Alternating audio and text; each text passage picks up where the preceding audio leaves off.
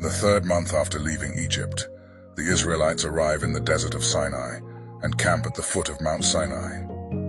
This significant location marks the beginning of a new phase in their journey, where they will receive the laws and commandments that will define their covenant relationship with God. God calls Moses to the mountain and delivers a message for the Israelites. He reminds them of how he delivered them from Egypt and bore them on eagle's wings. God then promises that if they obey him and keep his covenant, they will be his treasured possession, a kingdom of priests and a holy nation. Moses conveys this message to the people, who agree to do everything the Lord commands. God instructs Moses to consecrate the people over the next 2 days.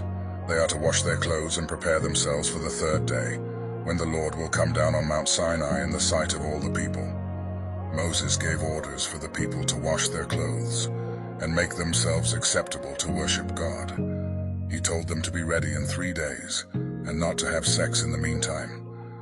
Boundaries are set around the mountain to prevent anyone from approaching it, ensuring that the holiness of the event is preserved and that the people are protected from the divine presence. On the third day, the mountain is covered in a thick cloud, accompanied by thunder, lightning, and a loud trumpet blast. The entire mountain trembles violently as God descends on it in fire, causing smoke to billow up like a furnace. Moses leads the people out of the camp to meet God, and they stand at the foot of the mountain, witnessing this awe-inspiring manifestation of God's presence.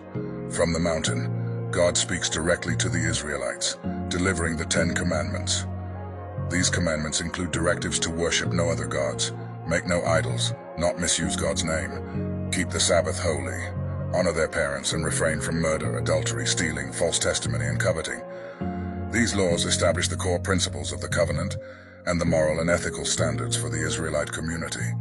The thunder, lightning, trumpet sounds, and the smoke-filled mountain instill fear in the people.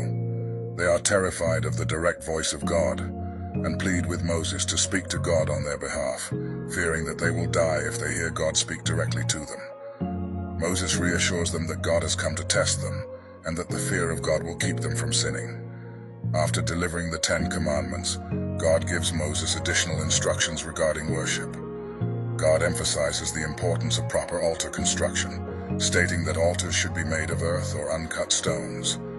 The use of tools on the stones would profane them, and steps should not be used to prevent the exposure of nakedness, maintaining the sanctity and purity of worship. This saga underscores the solemnity and significance of the covenant relationship between God and the Israelites. The dramatic events at Mount Sinai, the delivery of the 10 Commandments, and the additional instructions on worship practices all highlight the holiness of God and the need for the Israelites to approach him with reverence, obedience, and purity. This foundational moment sets the stage for the rest of Israel's journey and their ongoing relationship with God.